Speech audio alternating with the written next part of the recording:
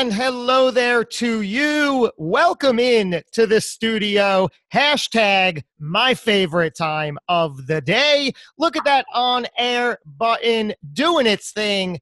I'm ready. Are you ready? Let's get right to it. My guest today, my goodness, he's the author of the upcoming book, Prepping for Success, 10 Keys for Making It. I'd love to know about some of those keys. I always want to be able to prep for success. He's also the founder of LiveTraders.com, which is a company that was voted the #1 trading education firm 3 years running. Not too shabby. This is certainly a world that I am not terribly familiar with, but I am excited to have all these dots connected. Please help me welcome our guest today. Look at that. It's Anmol Singh. How you doing, sir? Thanks for having me. Looking forward to chatting with you. Let's get right into it. Absolute pleasure, by the way, to finally meet you and be here with you. So, like I said, I'm admittedly not terribly schooled in the trading, stock brokering world. Tell me in your words, what do you do? So what I do every day is I trade stocks and currencies for a living. So you're basically betting on, okay, where the future price is going to be. So if I buy it here and if I sell it here, that's my margin that I make. So that's what I do every day is just trading, trying to trade stocks, get little moves in them. And then apart from that, I teach others how to do that for themselves. So we have courses and seminars. And then, we basically trade live every day and people come in and they tune into the broadcast where we share our screens every day. So before this interview, I was just actually doing that. I was trading for my subscribers, and then now I'm here doing the interview with you. It's absolutely fascinating. And I know you're considered one of the leading experts in the trading psychology space, and you've helped thousands of traders all over the world deal with, as you put it, the psychological and behavioral issues that arise when high stakes are on the line. What does all that mean? What are some of those psychological and behavioral issues? Sure. So, a lot of people come into trading and they think it's speculation, it's gambling, where it's not. It couldn't be further from that. Trading is very statistical. It has its little methods, it has its probability, and we as traders are basically executing on our system. For most people, what they have is they either have overconfidence from their prior career when they come into trading. Maybe they sold a company, now they want to trade. Maybe they were successful as lawyers or doctors, and now they come in. So they think, okay, if I can do that, this is going to be easy. It's going to be a piece of cake, and it's not like that. And some of the other issues people have is, the biggest emotions that move the market, fear and greed. Those are the basic two emotions that cause the market either go up or down. Either there's more fear or there's more greed. And learning how to control that is the biggest aspect. Someone might be down in a trade and his plan says, okay, take your little loss there and move on to the next trade. But they keep on holding on. They're like, no, it's going to come back. Maybe they buy more. No, it's going to come back. Let me get my average down. And in so doing, they make a smaller loss into a bigger one. So it's learning when to just accept the loss, move on to the next trade, and not just hold on to a losing trade. And also on the winning side, if you have a target in mind for a stock, you buy it at 30. You said, okay, if it goes to 35, I want to take my profit and get out. When it gets to 35, you're like, well, maybe I should hold on for a little bit more. Maybe I can get 37. And then you just break your whole plan, and then you break your psychology, because you're not following through on what your trading plan suggests. And a trading plan is like a business plan for business, trading plans for your trading. So what does someone like you do, let's say someone like me who's trying to get into this or into it and can use your help on the personal traits and qualities side of things? What are you going to help me really do or adjust? Right. So the first thing we do is we actually teach them how the markets work. Why the stocks move the way they do, why they go up, why they go down. And we teach them patterns and strategies that have a set success rate. So it might have a 55% success rate. So if you take, let's say 100 trades, 55 of them are going to win. So you're going to lose on 45 of them. Right? So learning how to be okay with losing 45 of them, but as long as you're winning 55 of them, you're going to end up profitable. So, we teach you strategies and tactics that have a higher than 50, 60% win rate, right? And then we try and get, let's say, 2-to-1 on our winners So let's say if you're risking $1,000 on a losing trade, then on a winning trade, we should make it 2,000. So it's like playing the odds. So what I do is I teach them the model that works every single month for us. Might not work every single day, but works every single month. So we teach that model, and then your goal is to follow that model. Now, some people just take me for my word and they follow the model and they do well. Some people can't. Then we drill down into the psychological aspects of why you're not able to follow through on something that you just paid me to teach you. Right? You paid me to teach you this. I gave you that, and now you don't want to do that. Like, that doesn't make any sense. So then there's some limiting beliefs, something holding them back. So I try and drill down to them, see what's causing them those issues, and then try and fix it so it doesn't happen in the future. So this is certainly something for those listening, not just to be good or successful at your profession, trading in that regard, but certainly it sounds like we're getting into lessons for an entire life and career well lived. Is that right?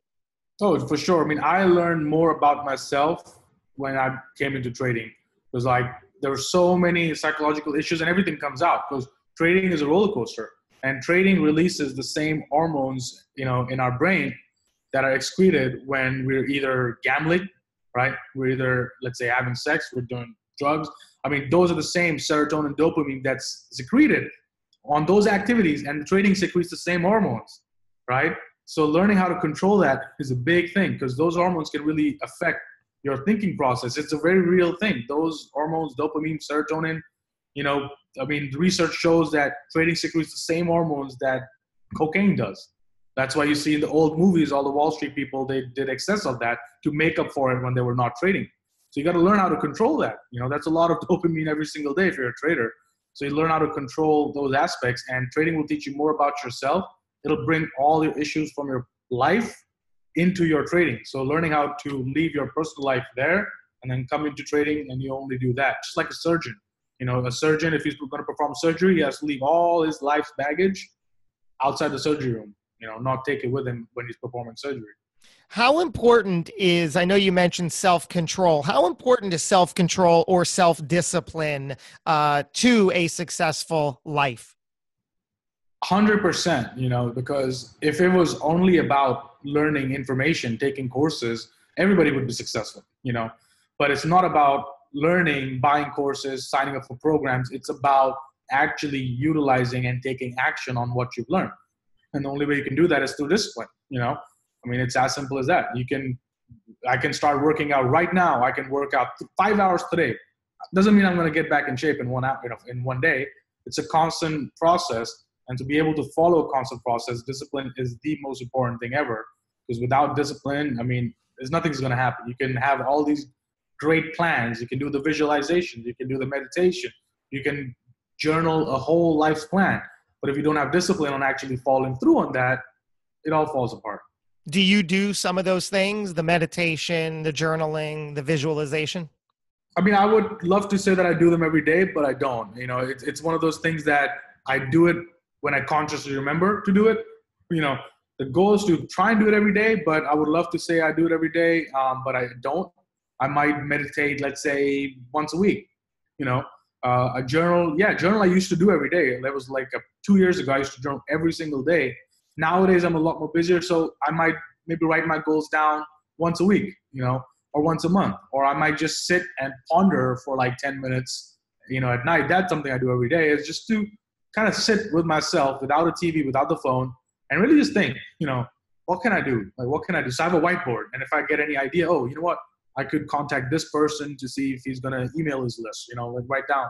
Or maybe I could contact, let me find out how much those direct mailers cost, then I might contact that. So I write down ideas, but it's just 10 minutes to think about what you want to do and how can you get there quicker. And I think if you can write it down once a week, once a month, that's fine. You don't have to do it every day. If you can, that's even better though. I want to hear about the Anmol Singh as a very young child. Take us back to those days. What was it like growing up in your household? It was very interesting. I was always entrepreneurial as a kid. Like, if you ask my family or my friends, they'll tell you I was like, let's say relatives were coming over, my parents' friends were coming over. I used to put like a little stall, at my house when the people would come over, a little stall, just random stuff from the house, and I just put it on there and put a price on it, and I just try and like sell it to people who visited the house. So I was always entrepreneurial, and even in school, I started a magazine. This was when I was like in 8th grade. It was a magazine, one page was about jokes, one page was, different things. It was like a 10, 20-page magazine. I printed with my own printer at home, and I used to take it to school, and I had subscribers in school paying me like, $5 for these magazines. So that was great. I did that for a bit. But growing up was a little different. I didn't have, I would say, my parents weren't around as much, right? My dad was also entrepreneurial, so he was always working. He was always traveling. So I probably saw him maybe 20 days in a year until I was probably 16 or 17. So, I didn't have them around. But at the same time, that kind of, I guess, subconsciously instilled a work ethic, because I was seeing my dad always work, I just saw him always go out, travel, work. And maybe that subconsciously gave me that same, motivation to be, working all the time. So that was that. And that's how I really grew up. But I always had it in me that, I gotta prove myself. And still to date, that's something that kind of still motivates me. It's like proving something to either the world or to somebody. But that's something that I've had since childhood, always like, I gotta prove myself. And that's what I try to do every day, even now. What do you think today, expanding on that a little more, what is it exactly you are trying to prove today? As I said, growing up as a kid, didn't have your parents around, so you didn't really get, I guess, their approval. And then at the same time, in school, I wasn't the popular kid at all, like far from it. I had my little circle of friends, but then I was never part of the big, the group or the social group at school. So I never was one of those kids. So I always had that thing that, I got to be successful. And I think that's still to date, I have that. And I think that's a good thing because it keeps me pushing to the next thing. What is successful to you? So a good question. And that's actually one of the things that I talk about in my upcoming book is I think true success is being successful in all areas of your life, which is health, love, wealth, happiness, everything in relationships. Like all those things need to be together, working for you to be truly successful. Because you can have all the money in the world, best business in the world, but what if your relationships are a mess? That I wouldn't call that success. What if you are, again, really wealthy, but then your health's a mess? That's not success. What if you have great relationships, but you're broke? And that's not success. So what success is to be, at least at an area of your life, in all those areas, to a point where those areas are working for you, and not only being working for you, but you being okay with where you're at in all of those areas. Once you're okay with where you're at in all of those areas, then that's what true success is. And I also think that true success is something you aspire to. And it's not like an end goal. It's like you won't get somewhere and be like, all right, great, I'm successful now. I think that's the wrong way to think about it. It's an ongoing process. And that's why you have to constantly like prep for success, not just get there and be like, oh, great, I'm successful now. I don't consider myself truly, truly successful. Like my health, I need to work on that. So it's a constant struggle, and you just gotta love that journey. Where exactly did you grow up? I grew up in India. I grew up in Delhi, the capital of India. So I was there until I was 18. And then I went to study in Brunel University in London. So I did about 4 or 5 years there. And then I went to New York in 2014, I was kind of traveling back and forth, right? Coming in, going, seeing if I really want to move to New York. But then finally in my 2014, since I've been here in New York. So you were in India living there until you were 18. If I heard you correctly, you only saw your father 20 days a year. Yeah, Wow. 20 days a year until I was 16. And even on those 20 days, it wasn't like, we never had that like a close, we were close, but it wasn't like, go to school games, none of that. Like I had none of that. A very strict business family. And, it was always on, what are you doing? What's the results? Like, it's all about results. And so that's what it's for me always. So you were raised by your mother, I presume? Yeah, I was raised by my mother and just some helpers around the house. That's about it. Was it a loving and nurturing environment? Yeah, definitely. It was definitely loving. I got everything I could have asked for. I got everything that I wanted to. Like if I was playing sport, I wanted to play that. They fully supported me. So one thing that I always had was if I didn't get that time, I always got the support that I needed to go anywhere I want, do anything I want. They never said, hey, don't do this, don't do that. They always encouraged me and supported me in everything that I wanted to do. So what allowed you to leave the house and the country at 18? What was your vision? What was your plan? Right. So my vision was like, I wanted to start fresh. I wasn't terribly happy kid, growing up. So when I was 18, I was like, you know what, I need a fresh start. Like I need to get out of the state or the country where I've been in for 18 years. I need like a brand new start, a clean slate. So that's when I went to London. I mean, I was probably 40 pounds heavier than I'm right now. And when I went to London, I worked out, I got into great shape. Now I'm back to, getting chubby. But in London, I started fresh. I was 18, clean slate, worked out, did boxing, and I got in the best shape of my life. I basically made a lot of positive changes. And that's when I started. I was a really shy kid growing up. Like this, I wouldn't be doing before. So I took a conscious decision to put myself in uncomfortable positions, sign up for business conferences and doing all that stuff while in college. I went to business conferences, speaking conferences. I went and spoke to entrepreneurial clubs. I started a trading and investing society at my college. So I did all those steps because I wanted to get out of my shy comfort zone of playing Xbox. I wanted to get out of that. So for me, London was like a big positive change that I made.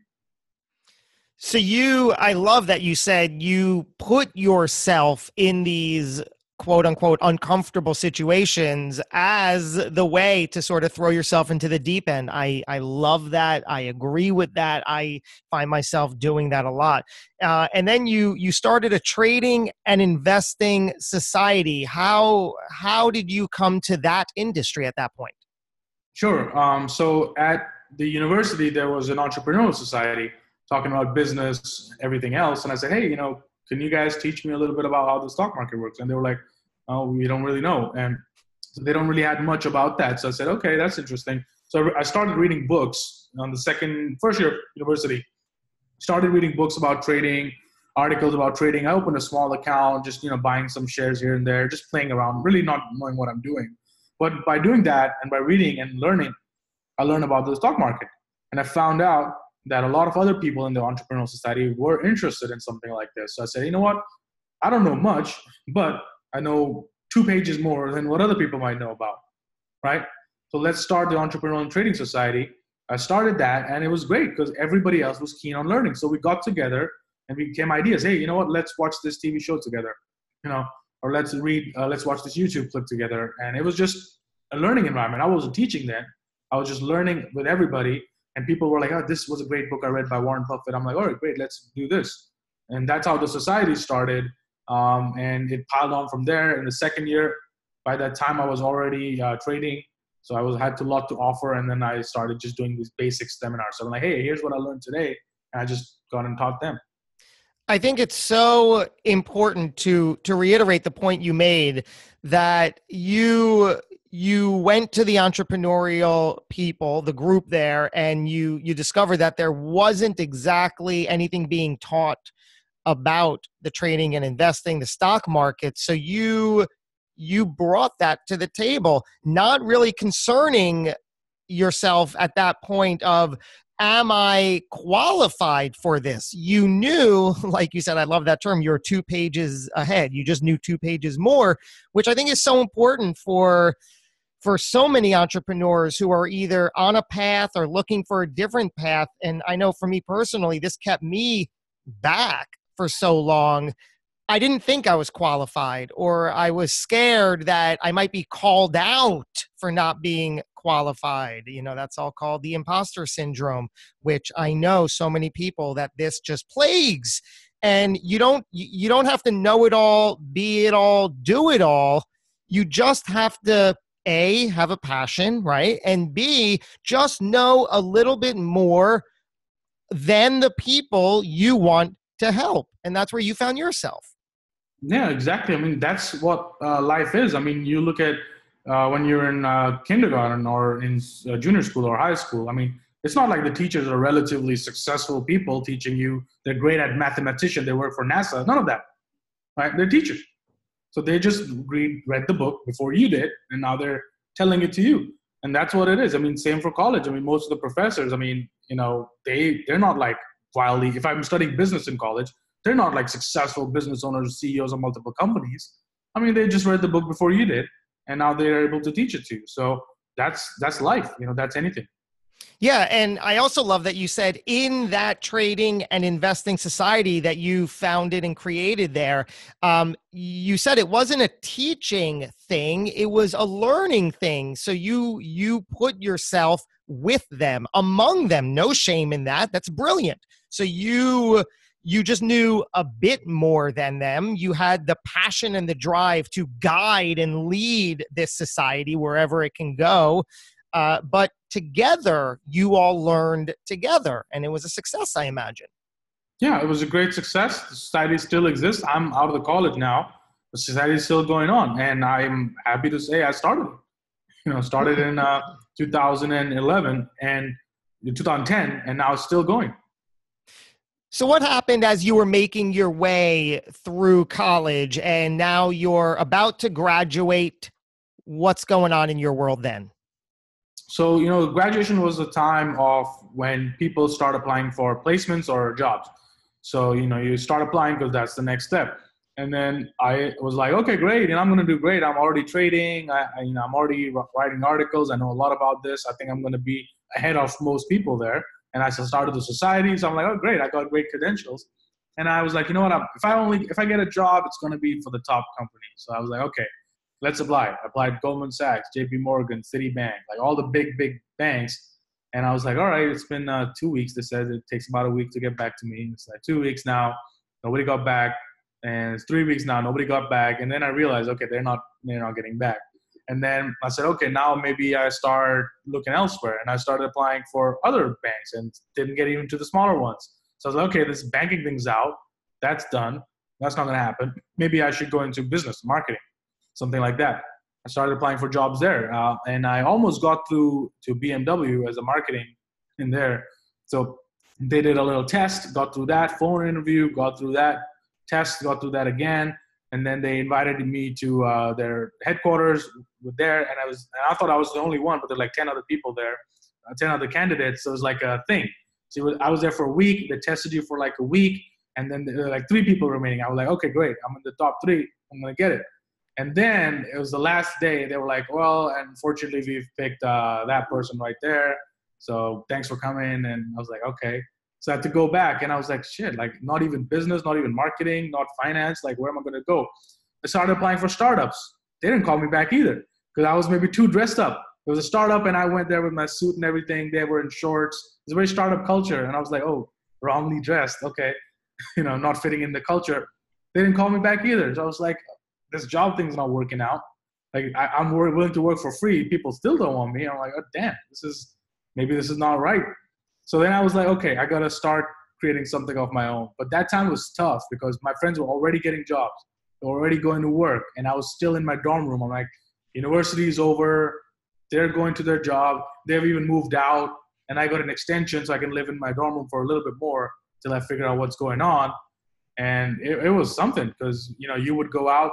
They would do all these parties. Congratulations to him to get this job. And everybody was throwing parties. And I was just going there, like figuring out, you know, like I don't even have any money to spend right now. And then, you know, they knew that I was into this trading thing. And they would look at you really funny.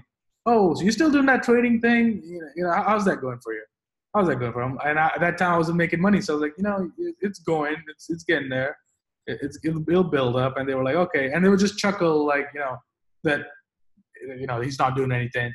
So I could kind of sense that. And I was like, man, I got to make it in this because I had no other choice. So then I, you know, found a mentor. He took me under his wing. I initially paid him a lot of money and he taught me how to trade. And then I tried trading for a firm, which was in New York at that time, but I was still in London. So they took me like a training program where they had like levels. Level 1, we'll give you $50,000. Level 2, you get 75,000. Level 3, you get 75. Level 4, you get 100. And you had profit targets. You make $100 a week, you move to the next level. The next level, the goal was you make $500 a week, you move to the next level. The next level was you make $700 a week, and it kept on going until level 10, which was $10 million. And then you got to make like, you know, $10,000 a week. So I joined the program, And within about a year, I was from level 1 to like level 7. And they were like, damn, this guy is doing pretty well. And then they initially invited me and said, hey, do you want to come teach the other people at our firm? Because you've gone from level 1 to level 7 real quick. And a lot of our people are still at level 4, level 3. So that's how my teaching thing started. Let me go back to last year of college, trying to find your way, sending out the applications and trying to land a job at first the big banks, JP Morgan, et cetera, not hearing back. Then the little banks, not hearing back. Looking back, why do you think that was? I think for a few reasons. I mean, now I know for sure why, because I was overconfident. I did not put any effort into really crafting the CV like really nicely, or really nice cover letter. And, and even when they're online testing you, you're supposed to write paragraphs, essays on things that they want you to write on. And I just kind of winged it, written it in one go, boom, send. A lot of people were preparing for that, showing their professors, is this the right way to write it? So they're really crafting it. And I was not. I've never been one of those like book smart people. Even when I give exams in college and school, I just read the book a week before and I went in and gave the exam. And I always did well. So that's the kind of learning that I like. I never want to like just memorize everything. I was never that kind of a learner. So I think I always had that entrepreneurial aspect of it, like breaking the rules, not doing everything by the book. So looking back, I think that's the best thing that could have ever happened, because I'm not a employee mindset. I don't have that to follow procedures. I can't. I find quicker ways, shortcuts, how I can get there faster. So I don't have that mindset. I've always had the mindset of, improving, optimizing, tweaking. Whereas in the, job market, it's more about following like a set process. Was it devastating? Yeah, devastating for sure. Because after 4 years, for 6 months, I had to go back to India because I was like, well, I don't have a job. I can't live here. Right? I'm not a citizen. Can't live here. I have to go back. And then obviously, as you say, even if you go back to India, your old friends in school, you're like, oh, so you're back, great. So I guess it didn't work out. I mean, that's not what they said, but that's what I thought they were implying. They might or might not be saying that. It might be a story I was making in my head. But, it was something like that. And I felt like a failure returning back. I was like, damn, I mean, it just wasted 5 years. Didn't get anything. So it was definitely devastating. But then I used that devastation as like my motivation to say, hey, I'm not going to let this happen again. It's done. What were you telling yourself during that period where, because, you're talking about 1 week expecting to hear back, then 2 weeks going by, 3 weeks going by, not hearing back, having to be brutally honest with yourself, and then having to apply at the smaller banks thinking, okay, I got to make the best of this. Yes, I'm very excited about this. And then really not hearing back from them, which I'm sure was a handful of weeks, probably feeling like an eternity. What were those private moments like? What were you telling yourself? Looking back now, what I was saying to myself is probably not the right thing to say, but I always had the thing that, like I'm going to have the last laugh. Like I'm going to prove it to them. Like I'm going to prove it to everybody. They didn't hire me. That's their loss. Like I was very like aggressive in that. And I think that helped me, because I never, like a lot of people feel sad. They go down on themselves. They're like, oh, I didn't get it. Maybe I'm not good enough. Maybe I never had that thought occur that I'm not good enough. It was always, what? It's their loss. I'm going to prove it to them. I'm going to start my own thing. They're going to be begging to have me back, and I'm not going to come back. So it was very childish at that time, but I think it helped me. I think it worked in my favor, because I was never feeling, oh, maybe I'm not good enough. Never had those doubts. I was like, oh, that's their loss. They missed out, and I'm going to have the last laugh. They're going to see. They're going to find out. Where was this confidence? Because you're clearly a confident person. Where was this instilled? Was it at a young age through your mother and perhaps your father and your family? Where was all that given? Yeah, I think it was from my family, because, I mean, my father was very successful, as a business person. And I never had the thought that I'm not going to be good enough. I always thought I'm going to be very successful. Like I always knew it. I said, okay, might not be the traditional way, right? Might not be, in a very linear way, but I always knew that I'm going to be successful. Like I just had that feeling inside me and never had the doubt. Maybe nowadays, sometimes I might get a little doubt here and there. But back in the day, I mean, I was like, there's no question, I'm going to be the next big thing and they're going to regret it. It's always had that. It's like the thing about proving yourself. So you're the author of Prepping for Success, 10 Keys to Making It. What are some of those important keys? So one of the things we talked about earlier, we touched upon is, discipline. Like that is key. Discipline is the biggest thing because, knowing what to do is one thing, but then actually doing it involves discipline. Everybody knows what to do. Like I know if I want to lose 20 pounds right now, I know what I need to do. But the question is, are we doing it? It's as easy as eat less and run more. That's pretty much it. But the question is, everybody knows that, but is everybody doing it? So taking action is one of those keys. And there's so many people, it's not about finding the next diet, reading that next book, just eat less, run more. So the whole world knows that, but why are still people not doing it? Well, lack of discipline and lack of taking action. So that's one of the keys.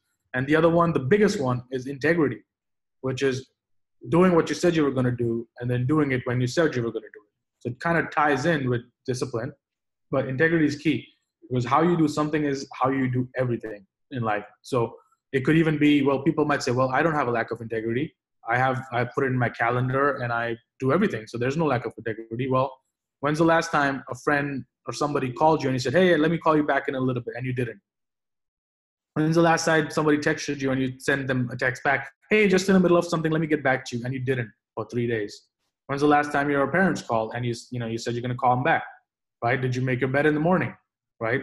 Like all those things. Integrity is everything in life. Doing what you said you were going to do and then doing it when you said you were going to do it. Because think about it. If you did everything you said you were going to do, how would life be? Think about it for a second, right? It just changes if you did everything you wanted to do. I love I want to expand on the self-discipline part for a minute because it's so fascinating that, like you said, it's not about people not always knowing what to do. We know what needs to get done. We just justify all the reasons we don't or won't do it. Why do you think that is? Why do we make these excuses? Why, if we want to lose weight, as the example, if we want to achieve X, Y, and Z, we know what the steps are. Why do we resist? Few reasons. Well, number one, because you don't have accountability. There's no accountability for your breaking of integrity. Like if you break your integrity, you're like, oh, I'm sorry. But are you really sorry? Because, when people say, like in my organization, my employees, none of them are allowed to say, I'm sorry. They're supposed to say, here's what happened. Here's what I should have done. And going forward, here's what I'm going to do to ensure that doesn't happen again. Because now you have a model. Okay, no reason to be sorry. Sorry doesn't cure anything. Sorry doesn't fix anything. It's probably going to happen again if you say sorry, right? People say sorry all the time. It's like, what am I putting in place to ensure that doesn't happen again? Okay, I did not go to the gym today. I should have gone. Okay, great. But now what am I putting in place to ensure that doesn't happen again? Could it be scheduling it on your calendar? Could it be keeping the shoes right under your bed so you wake up and you put on the shoes and you go first thing in the morning? Like, what are you putting in place to ensure that doesn't happen again? That's one of the keys. And another the accountability is lack of, most people don't do it because of that. So some of the traders, we say, if you break your trading plan, you donate $50 to like a charity that you don't like. Some cause that you don't like, you got to donate. So if you're a Democrat, donate $50 to Republican if you break your rules. Right? If you're a Republican, you donate to Democrats if you break your own rules. Like something accountable, right? That's one of the things. And the other things I would say is, people might have some limiting beliefs, of maybe they're not good enough, maybe they don't deserve it. And you got to cure that. And also, why do you want to do something? And the reason needs to be emotional. It has to have a charge, it has to have a charge. If it's something I want to be successful, well, why? Well, I want to make money. Well, why do you want money? Well, I never had it before. Okay, now we're getting somewhere. Okay, never had it before, but why? Well, because when I didn't have it, I felt X, Y, and Z. And, having me the money gives me the freedom. And why do you need the freedom? Well, I want to spend more time with my kids. Why do you want to spend time with kids? Well, because my parents never spent time with me. Now that has an emotional charge. And now you remember that why every time you want to break your rules. So Find the why that makes you cry. Oh man, I love that. I totally get it. I embrace it. I agree with it. Finding your why. And like you said, it's not just, why? Because I want to make more money. No, go 10 layers deep and then you'll find the real meat, the real emotion behind it. Anmol, what advice would you give yourself looking back? Maybe at college age, maybe prior. What comes to mind? What comes to mind is that there's nothing to fear. Like you should go in and try everything you want, because you're never going to regret the things you did, but you're always going to regret the things you didn't do. So do everything, even if you fail at it, because failure is not opposite of success. Failure is part of success. So it's a constant thing. So there was a lot of things that I was fearful of as a kid. I should have gone in all. I should have not been fearful, because it's part of the process of achieving success. I love how you say the failure is not the opposite. It certainly is. It's part of it. You read anybody's story, there's a ton of failure. How do you view failure for yourself? I mean, failure, I think it as a stepping stone. Like like there's a saying, like, 9 out of 10 businesses fail. That's why I started 10. So it's like, failing is part of success. Like, you got to go through failure, and you're only, this is more spiritual, but you're only taken through stormy waters when the universe knows you can handle it. That's it. And you got to just go through the failure door, and then the next door will be success. But there's no success without failure. And for the record, I'm all for spiritual, so don't hold back on that realm. What mantra do you live by today? I live by just integrity. That's the key, because without integrity, nothing works. And with integrity, everything works. That's one of the biggest mantras, and it's not going to be always doable. So I want to, let people know that don't beat yourself up if you have a break of integrity. If you said you were going to do something you didn't do, don't beat yourself up on it.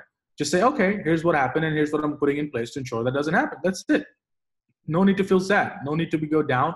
No need to have that thought stuck in your head for 10 minutes. Just, okay, here's what happened. Here's what I'm going to put in place so that doesn't happen again. And that's it. The whole life changes with integrity. It's so true. It's all about taking responsibility. And like you said earlier, owning it and being responsible for your actions. And what's been a big eye-opening change for me is, like you said, not living in the past. If something happens, own it, accept it, figure it out, learn, grow from it. And what do? Move on. The more you harp on it and let it take over your thoughts, you know what happens. It's in the past, the past, the past. Go forward. Live in the now, in the present. It's made all the difference for me. Do you believe that everything happens for a reason? 110%. And that is actually the 10th key in my book. It's called the silver lining, which is, everything in life has a silver lining and a bright side to it. Now, you might not see it at the time that you're going through it. You will see it later, because now I see the silver lining. I mean, I was, crying in my dorm room. I'd never got a job. Well, I'm proud to say I've never had a job even till date. Till date, I have not worked for anybody. I've worked for a trading firm, but I'm not trading my own capital, right? Never worked for anybody. And if I had a job at that time, I might still be there, right? It never would have allowed me the freedom to become a trader. If I never became a trader, livetraders.com wouldn't have started. Livetraders.com wouldn't have started. All the multiple other real estate and stuff I'm doing with my trading income, that wouldn't have happened.